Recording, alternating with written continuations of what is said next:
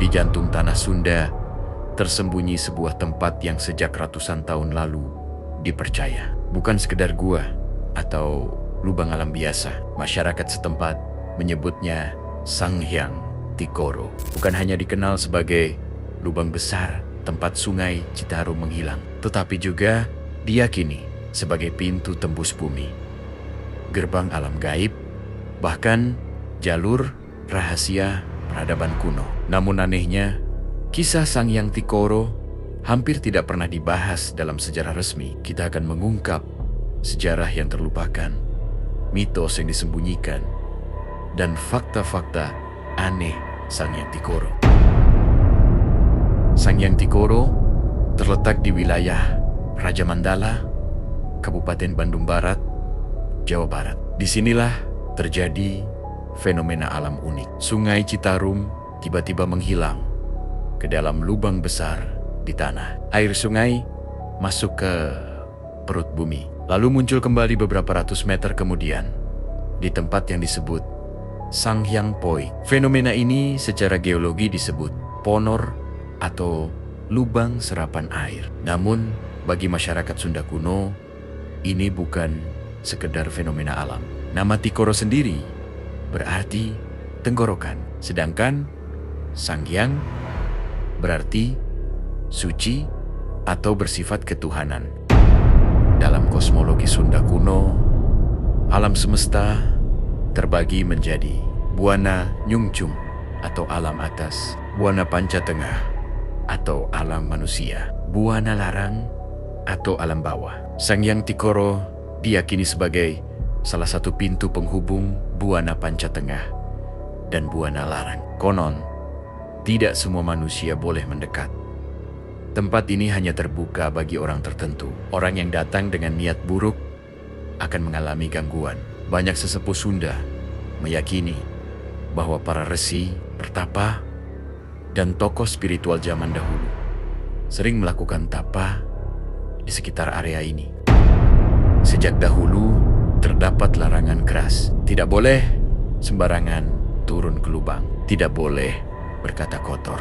Tidak boleh menantang atau sombong. Cerita turun-temurun menyebutkan beberapa orang nekat turun ke area tertentu, lalu tidak pernah kembali. Ada yang ditemukan linglung, bisu, atau berubah kepribadian. Ada pula yang mengaku melihat cahaya aneh dan lorong tak berujung. Namun semua kisah ini tidak pernah dicatat secara resmi. Pertanyaannya, mengapa banyak laporan lisan, tetapi minim catatan tertulis?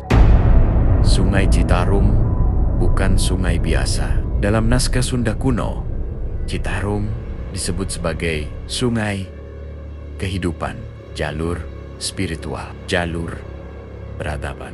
Beberapa peneliti menduga Sanghyang Tikoro adalah bagian dari sistem sungai bawah tanah kuno. Bisa jadi pernah digunakan sebagai jalur rahasia atau tempat ritual. Air yang masuk ke Sanghyang Tikoro menghilang tanpa suara, seolah ditelan bumi. Bagi masyarakat kuno, ini dianggap sebagai air yang kembali ke pusat kehidupan bumi. Ilmu geologi menjelaskan Sanghyang Tikoro sebagai kawasan karst, erosi, batu, kapur, sistem sungai bawah tanah. Namun, ada kejanggalan. Mengapa debit air besar bisa hilang tanpa longsor besar? Mengapa area ini relatif stabil sejak ratusan tahun? Mengapa banyak alat modern gagal memetakan seluruh lorongnya? Beberapa speleolog menyebut masih banyak bagian yang belum bisa dijangkau manusia. Di era modern muncul teori kontroversial Sanghyang Tikoro sebagai portal alam zona energi kuat, tempat pertemuan dimensi. Walaupun terdengar mistis, fenomena distorsi suara dan cahaya di area gua memang diakui secara ilmiah. Namun pertanyaannya, apakah hanya kebetulan?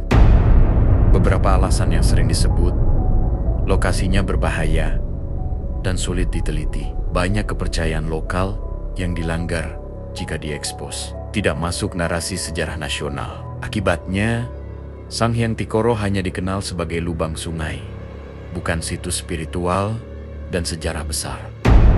Sanghyang Anyang Tikoro bukan hanya lubang di tanah. Ia adalah saksi peradaban Sunda kuno, titik pertemuan alam dan kepercayaan. Misteri yang belum sepenuhnya terungkap. Apakah ia hanya fenomena geologi ataukah memang gerbang yang sengaja dijaga oleh alam itu sendiri? Jawabannya mungkin tidak akan pernah benar-benar kita ketahui. Karena dalam kepercayaan lama Sunda, tidak semua rahasia diciptakan untuk dibuka.